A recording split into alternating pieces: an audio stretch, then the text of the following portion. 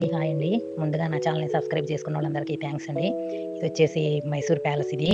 ఇది 1912లో కట్టారు. స్టార్ట్ చేశారు. అయితే 50 ఇయర్స్ దాకా పట్టిందంటండి ఇది కట్టడానికి.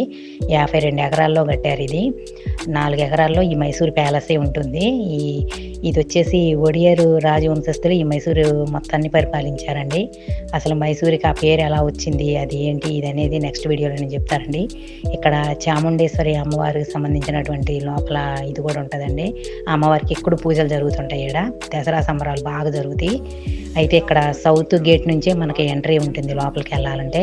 365 రోజుల్లో 2 రోజులు మాత్రమే ఇక్కడ లోపల ఎంట్రీ ఉండదు, చూపించరు ప్యాలెస్ అది. లోపల ప్యాలెస్ అంతా చాలా నీట్గా ఉంటుంది. దసరా సంబరాలు బాగా జరుగుతాయి.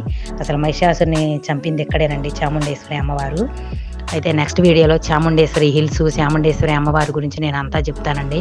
మహిషాసుని చంపటం వల్లే ఇది మైసూర్ అనే పేరు వచ్చింది. మహిషాసుని చంపడం వల్ల. నా ఛానల్ సబ్స్క్రైబ్ చేసుకోండి, షేర్ చేయండి, లైక్ చేయండి.